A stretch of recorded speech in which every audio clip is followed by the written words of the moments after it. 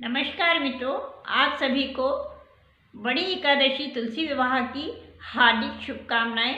आपका दिन मंगलमय हो, आप लोग सुखी और समृद्ध रहें, यही मेरी ईश्वर से कामना है। मैं अंशु शर्मा एक बार फिर आपके सामने उपस्थित हुई हूँ एकादशी, बड़ी एकादशी की तुलसी विवाह की, जिस दिन से हमारे यहाँ मंगल कार्य शुरू हो जाते हैं, लेकर के कुछ उपाय और किस विधि से हमको पूजा करनी चाहिए। तो हमको करना क्या है कि जिस दिन तुलसी जी का विवाह होता है तो गन्ने लेकर के आना है, गन्ने का मंडप बनाना है। जहाँ पर हमारे तुलसी जी का गमला रखा है वहाँ पर हमको गन्ने का मंडप बनाना है। वहाँ पर हमको थोड़ा सा गोबर से लीप देना है और वहाँ पर चौक पूर देना है।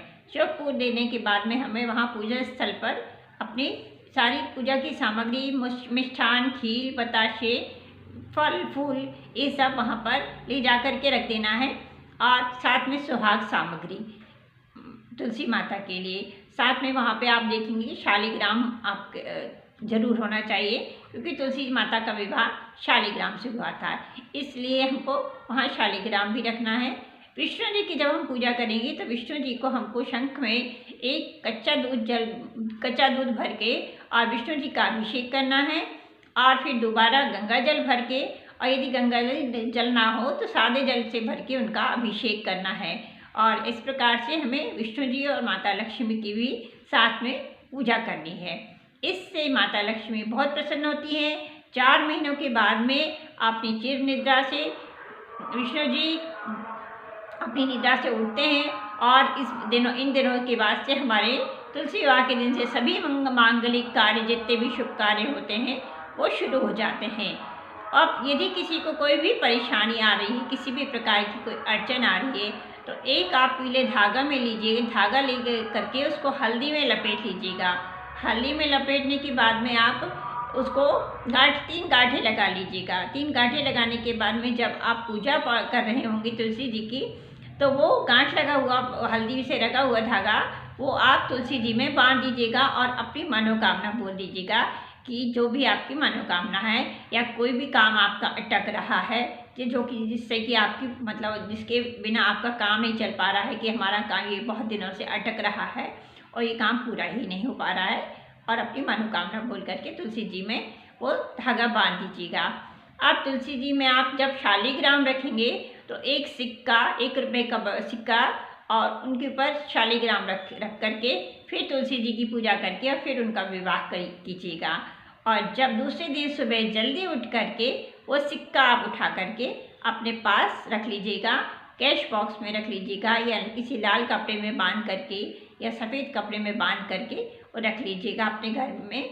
आपके घर में यदि कोई भी धन से संबंधित परेशानी चल रही होगी तो वो धीरे धीरे दूर होती ही नज़र आएगी आपको, और अगली एकादशी आने तक आपको खुद ही महसूस होगा कि हमको कितना अच्छा फल मिला है ये वाली पूजा करने से, और वो जो आपने सिक्का अपने पास रखा है उसका। इसके बाद आपको करना क्या है कि एक दिन पहले जो आपने तुलसी पत्ता तोड़ लिया था, जो तुलसी पत्ता है वो उसके एक दिन पहले ही तोड़ लेना है। उस दिन 11 के दिन तुलसी पत्ता नहीं तोड़ते। उस दिन आपको चावल भी नहीं खाना है और चावल से बनी हुई कोई चीज़ भी नहीं खाना है। इस बात का ध्यान रखना है कि हमसे ये गलती ना हो, और किसी को आप शब्द ना बोलें, किसी का अपमान ना करें। यदि हमारे घर में कोई आ जाता है मांगने के लिए, तो यदि आपके पास नहीं है या आपको नहीं देना है तो आप चुपचाप अपने घर के अंदर आ जाइएगा। यदि नहीं तो आपकी जितनी श्रद्धा भक्ति हो वो आप जरूर दान कीजिएगा। इस दिन आपको पीली वस्तु जरूर दान करना चाहिए। यदि आप चने की दाल दान करते हैं तो बहुत शुभ माना जाता है। केले दान करेंगे आप तो वो दान करना भी बहुत शुभ माना जाता है। महालक्ष्मी जी की असीम कृपा रहती है। सभी प्रकार की विघ्न बाधाओं को दूर होते हुए, ग्रह क्लेश से सभी दिए, एक पूजा का एक दिया आप जलाएंगे, आप घी का दिया जला करके और वहाँ पे रख दीजिएगा, तुलसी जी की वहाँ पर रखिएगा।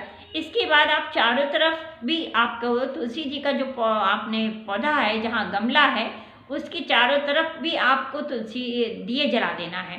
दिए जो जलाने का मतलब है कि चारों तरफ से रोशनी ही रोशनी आपके पास आ रही है, ये दिए जलाने का मतलब रहेगा। इस दिन आपको तेल का दिया भी लगाना है, तिल के तेल का दिया भी लगाना है और शुद्ध देसी घी का दिया भी जलाना है। इस दिन आपको पीपल के पेड़ में भी जल जरूर अर्पित करना है, क्योंकि वहाँ भी महालक्ष्मी और विष्णु जी का वास रहता है। तो इस तरीके से आप पूजा पाठ करेंगे तो निश्चित रूप से आपकी सारी मनोकामना पूर्ण होगी। यदि विवाह से संबंधित भी कोई परेशानी आ रही होगी तो आप वहाँ इसके बाद तो वो भी पूर्ण होगी। फिर वो जो आपने शालिग्राम के जिनके ऊपर शालिग्राम आपने सिक्के के ऊपर बिठाए हुए हैं, वो सिक्के को दूसरे दिन सुबह जल्दी उठ करके वो सिक्के को आप अपने पास में रख लीजिएगा और कैश बॉक्स में रखने के बाद में आप देखेंगे कि दिनों दिन आपकी उन्नति होती चली जा रही है और किसी भी प्रकार से आपको कोई परेशानी नहीं आ रही है। अगले साल एकादशी आने तक तो आपको लगेगा कि हम इतने मतलब हम बहुत अच्छी मतलब जो भी आपकी परेशानी है वो सारी परेशानियाँ आपकी दूर हो चुकी हैं। तो इस प्रकार से आप लोग एकादशी की गन्ने का मंडप सजा करके और माता को सुहाग सामग्री चुनरी ये सब भेंट करके पूजा कीजिएगा। और इस दिन से हमारे घर में हमारे लोगों में सभी मंगल कार्य शुरू हो जाते हैं। तो आप सभी लोगों को एक बार फिर एकादशी की और तुलसी विवाह की बहुत बहुत हार्दिक शुभकामनाएं। आपका दिन मंगलमय हो, शुभ हो। जय श्री राम, जय महालक्ष्मी।